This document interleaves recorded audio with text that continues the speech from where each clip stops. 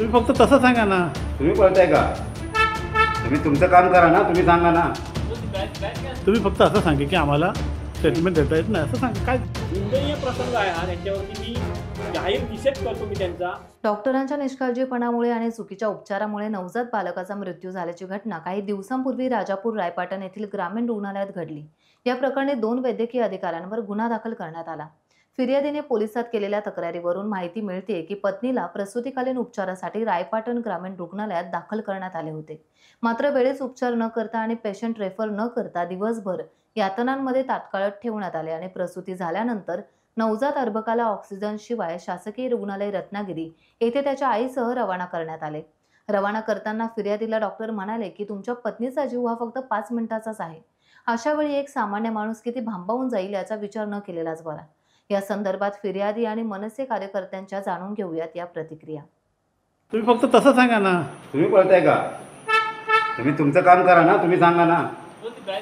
तुम्ही फक्त असं सांगा की आम्हाला स्टेटमेंट देता येत नाही असं सांगा. काय जे काय सांगा. स्टेटमेंट देता येतच नाही ते कशाला फोटो कशाला नाही पण ऐका ना सर, कसं माहिती आहे, तुम्ही त्या दिवशी हजर होता. होतो बरोबर आहे. मग तेवढंच आम्हाला सांगा ना, किती वाजता वाजल्यापासून तुम्ही किती वाजे ट्रीटमेंट, ते स्टेटमेंटच झालं ना. किती वाजता हजर झाल्या होत्या त्या कोण पेशंट? ठीक आहे, पेशंट झालं होतं काय 3:45च्या आसपास झालेलं आहे. सकाळी. हो सकाळी मग झालेलं इथून नेलं किती वाजता? आहे. ठीक आहे, ते संध्याकाळी घेऊन गेलेलं आहे. म्हणजे 13 तासानंतर नेलं इथून. ठीक आहे, संध्याकाळी गेलेलं आहे पेशंट. होय ना? ते मेसी सरांना बोलवलं, मेसी सर आले, त्याच्यानं ते घेऊन गेलेले आहेत. 30 मार्च 2024 रोजी मी ड्युटीवर होतो. माझ्या मिसेसला डिलिव्हरीचं पोटात दुखायला लागलं. साधारण 3:30 वाजता त्या माझा भाऊ आणि माझ्या काकी या रायपाटण हॉस्पिटलला गेल्या. त्यावेळी डॉक्टर डवरी हे ड्युटीवर होते. तर त्यांनी तपासणी केली आणि सांगितलं की साधारण 10 वाजता होईल, नॉर्मल डिलिव्हरी आहे, डिलिव्हरीचंच प्रोसिजर आहे सर.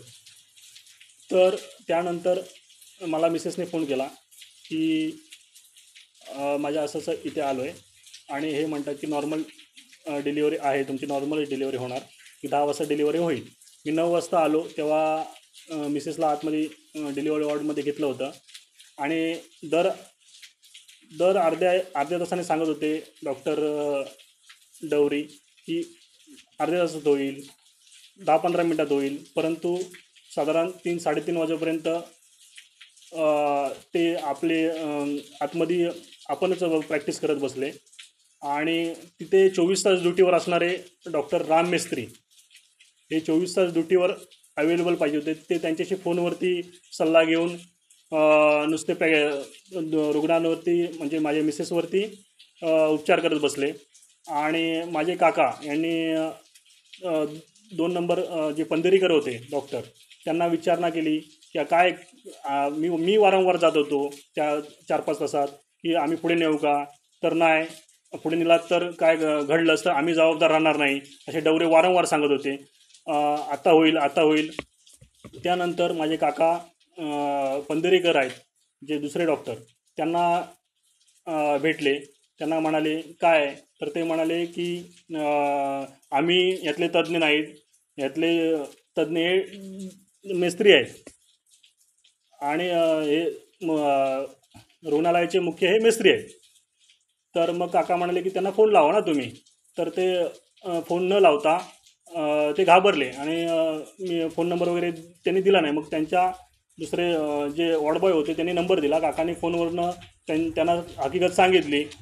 तर ते म्हणाले अर्ध्या तासात डिलिव्हरी होईल. अर्ध्या तासानंतर परत काका गेले. तर ते म्हणाले की डॉक्टर निघालेत राम मेस्त्री. तर साधारणतः 5:15-5:30च्या दरम्याने राम मेस्त्री आले. आल्याबरोबर मला बाहेर बघितल्यावर म्हणतात कुठल्या या भांगार हॉस्पिटलला घेऊन आला आहेस, इथे काय सुविधा आहे. आणि त्यानंतर ते आतमध्ये गेले. पेशंटला म्हणजे माझ्या मिसेसला चेक केलं तर ते नॉर्मल डिलिव्हरी होणार नाही म्हणून सांगितलं. यांना सिजर करावं लागेल. तर सिजरसाठी 40,000 ते 50,000 रुपये खर्च येईल. अगोदर आला असताच माझ्या हॉस्पिटलला तर फक्त 15,000त काम झालं असतं असं सांगायला लागले. आणि माझ्या हॉस्पिटलला सगळी सुविधा आहे. मी हॉस्पिटलला आणि रत्नागिरी सिव्हिल हॉस्पिटलला रेफर करून ते आपल्या स्वतःच्या हॉस्पिटलला घेऊन गेले. तिथे कोणतीही सुविधा, भूलतज्ञ नव्हते, बालरोगतज्ञ नव्हते, त्यानंतर रक्तपेढी नव्हती. तरी रत्नागिरी हॉस्पिटलला घेऊन गेले, आपलं वृंदावन हॉस्पिटलला, स्वतःच्या हॉस्पिटलला घेऊन गेले राजापूरला. तिथे गेल्यानंतर 1.5 ते 2 तास थांबवल्यानंतर त्यांचे भूलतज्ञ आले. भूलतज्ञ आल्यानंतर ते सिजर केलं. सिजर अर्धा पाऊण तास, म्हणजे जवळजवळ 8:30 पावणे 9ला ते राम मेस्त्री बाहेर आले एकदम घामाघूम होऊन, आणि आई सिरियस आहे म्हणली. आई सिरियस आहे म्हटल्यानंतर मी आतमध्ये गेलो. त्यांच्या हॉस्पिटलला रत्नागिरीला रेफर केल्यानंतर तुम्ही सांगितलं त्यांना ते त्यांच्या हॉस्पिटलला जायला की ते स्वतःहून घेऊन गेले? माझ्याकडे सर्व सुविधा आहेत आणि मी करतो म्हणून. अच्छा, मग तुम्ही त्यांना म्हटलं ठीक आहे. हो, कारण का मी घाबरलेलो होतो.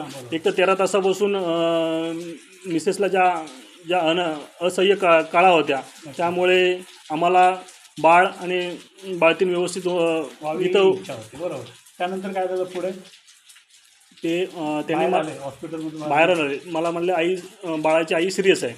तर मी घाबरलो आणि मी पटकन वॉर्डमध्ये गेलो असता. रक्ताचं पूर्ण थैमान होतं. मग त्यांनी मिसेसला घेतलं. तिथं ग्रामीण रुग्णालयाची रुग्णवाहिका तयारच होती, जी रायपटणवरून राजापूरला आणली होती. ती जवळजवळ 3 तास तिथेच उभी होती. आणि तिथून मिसेसला, मला, बाळाला आणि 2 नर्स, जे रायपटणचे हॉस्पिटलचे नर्स, ती विदाऊट ऑक्सिजन, बाळाला कोणत्याही प्रकारचं ऑक्सिजन लावलेलं नव्हतं, अशीच ड्रायव्हरच्या फ्रंट सीटला घेऊन बसली होती. तिथून रत्नागिरी निघालो. जसं 5 मिनटं आम्ही राजापूरतून बाहेर पडलो, तसं राम मेस्त्री मला सांगायला लागले की 5च मिनटं आपल्या हातात आहेत. विश्लेषण करून सांगायला लागले की माणसाच्या शरीरात 5 लिटर रक्त असतं. दर अशा कंडिशनमध्ये 800 ml रक्त एका मिनिटाला जातं. तो म्हणजे थोडक्यात असं सांगत होते की तुझ्या मिसेसचं लाईफ हे 5च मिनटं आहे आता. आणि राजापूर टू रत्नागिरी, मी एकदम घाबरलो. राजापूर टू रत्नागिरी मिनिमम 2 तास आहे. मी खूपच घाबरलो. मी माझ्या मिसेसला धीर देण्याचं काम करत होतो की आपण कोणाचं वाईट केलं नाही आहे, बरं होणार, तसं काय नसतं वगैरे, विल पॉवर वगैरे काय नसते, असे राम मिस्त्री वगैरे सांगत होते. त्यानंतर ती रत्नागिरीला पोचली. रत्नागिरीला पोचली. तोपर्यंत तिकडे 5 लोकांची, सांगवीकर आणि सर आणि त्यांची 5 लोकांची टीम तयार होती. मिसेसला आतमध्ये घेतलं. त्यांनी मला सांगितलं की रक्तस्राव जास्त झाला आहे, गर्भाशय वाचवण्याचा प्रयत्न करू, पण काढावा लागला तर काढावं लागेल. तर मी लेखी त्यांना मान्यता दिली, कारण माझ्या बायकोचा जीव वाचवायचा होता. मग त्यांनी अर्ध्या तासाने आले बाहेर आणि गर्भाशय काढला आहे आणि रक्ताच्या बॅग आम्ही चढवतो आहे असं सांगितलं मिसेस. त्यानंतर तोपर्यंत माझी मिसेस सिरियस होती. ते मला काय लहान बालकांच्या वॉर्डमध्ये तिला शिफ्ट केलेलं होतं बाळाला. मग दुसऱ्या दिवशी मला डॉक्टरने सांगितलं बोलवून की बाळाची कंडिशन क्रिटिकल आहे, त्याला वारंवार फिट येते, फिट थांबतच नाही आहे. मग मी निर्णय घेतला की कुठल्या चांगल्या हॉस्पिटलला हलवण्याचा. मग साई स्पर्श कोल्हापूर तिथे बाळाला हलवलं गेलं. तिथे बाळ साधारण 6-7 दिवस होतं. मग तिथून CPRला हलवलं आणि 16 तारखेला, म्हणजे 16 दिवसांनी बाळ डेथ झालं. 16/4/2024 रोजी बाळ गेलं. त्यानंतर मी 19 तारखेला जिल्हा चिकित्सक रत्नागिरी व उपसंचालक कोल्हापूर या प्रकाराची चौकशीसाठी अर्ज केला. साधारण 1.5 ते 2 महिन्यांनी चौकशी झाली. चौकशी अहवाल मिळाला. त्यात त्या डॉक्टरांना दोषी ठरवलं होतं. परंतु CS असो या उपसंचालक रत्नागिरी असो या मेडिकल काउन्सिल यांनी कुठल्याही प्रकारची मला अजूनपर्यंत न्याय मिळालेला नाही. वारंवार त्यांना मी पत्रव्यवहार करतो आहे, कोणत्याही प्रकारचा न्याय मिळाला नाही. वर्ष झालं, साधारणतः वर्ष होऊन गेलं, कोणत्याही प्रकारचा न्याय मिळाला नाही. मग तो अहवाल घेऊन मी राजापूर पोलीस स्टेशनला गुन्हा दाखल करण्यासाठी गेलो. गुन्हा दाखल करायला गेलो असता तिथल्या अधिकाऱ्यांनी मला सांगितलं की तुमची तक्रार घेतो आम्ही आणि 15 दिवस आम्हाला असतात चौकशी करून. साधारण 12/6/2025 रोजी दोषी डॉक्टरांवर गुन्हा दाखल झाला. जय महाराष्ट्र. मी जयेंद्र कोटरकर, मनसे तालुका उपाध्यक्ष राजापूर तालुका. जी राजापुरात ही घटना घडली या रायबाकर कुटुंबासोबत ती अतिशय निंदनीय असून मी त्याचा महाराष्ट्र नवनिर्माण सेनेतर्फे पहिला जाहीर निषेध करतो. राजापूर तालुक्याला यांच्या ज्या कुटुंबावरती प्रसंग पडला आहे असे प्रसंग याच्या अगोदर किती जणांसोबत घडले असतील याची शक्यता नाकारता येत नाही आहे. त्यांच्यासारखे सुशिक्षित लोक आज समोर आले आणि हा प्रकार उघडकीस गेला. असे प्रकार भविष्यात पुढे कुठल्याही गोष्टीमध्ये होता कामा नये यासाठी महाराष्ट्र नवनिर्माण सेना आमचे जिल्हाध्यक्ष आणि वरिष्ठांना हे तातडीने दखल घेण्यासाठी आणि या कुटुंबासोबत संपूर्ण कुटुंबाला झालेल्या ह्या घाणेरड्या प्रकारासोबत डॉक्टराला अगदी निलंबित करण्यापासून संपूर्ण जे काही त्यांनी जे चुकीच्या गोष्टी केलेल्या आहेत त्याचं अगदी मेडिकलचं लायसन्स रद्द करण्यापर्यंत महाराष्ट्र नवनिर्माण सेना ही गप्प बसणार नाही. भविष्यामध्ये राजापूर तालुक्यामध्ये हा अतिशय 101 ग्रामपंचायत 236 महसूल गाव हा गाव असताना हे जर असे प्रकार ग्रामीण भागामध्ये येऊन डॉक्टर जर करत असतील, लोकांच्या जीवितसाठी खेळत असतील, एका बाळाला त्यांनी बाळाला म्हणजे संपूर्ण टाकलंय म्हणायचं आणि एखाद्या आईचं उद्ध्वस्त करून टाकलंय. हे अतिशय गंभीर परिस्थिती आहे. त्यांच्या जे घटना ऐकून 13 तास जर डॉक्टर रुग्णांच्या जीवितच खेळत असतील आणि ते पण डिलिव्हरीच्या बाबतीमध्ये अतिशय निंदनीय प्रसंग आहे हा. त्यांच्यावरती मी जाहीर निषेध करतो मी त्यांचा आणि झालेल्या प्रकाराबद्दल संपूर्ण ह्या कुटुंबाला न्याय मिळेसोबत महाराष्ट्र नवनिर्माण सेना राजापूर तालुका यांच्यासोबत असेल. जय महाराष्ट्र. डॉक्टर आहे तर त्या हॉस्पिटलला उद्देशून सुद्धा काहीतरी चुकीचं असं बोलत होते की हे भंगार हॉस्पिटल आहे, इथे काही सोयी नाही आहेत, मग इथे तुम्ही कशाला आलात. पण आता अचानक आता ॲक्सिडेंट समजा हॉस्पिटलच्या दारात झालं तर ते त्याच हॉस्पिटलमध्ये जाणार ना, तिथे सोयी आहेत की नाही आहेत असं कोण बघणार नाही आहे. तर हे अचानक जाणं झालेलं आहे, पण ते बघायला पाहिजे ना त्यांनी तिथे कोणत्या सुविधा आहेत कोणत्या सुविधा नाही आहेत. तर हे त्यांनी आधीच तयार करून असं ठेवलं पाहिजे, कारण कोणत्याही प्रकारचा पेशंट कोणत्याही क्षणी कोणत्याही दवाखान्यात जाऊ शकतो. असं काही ठरलेलं नाही की इथे या पेशंटने यायचं नाही त्या पेशंटने यायचं नाही आहे.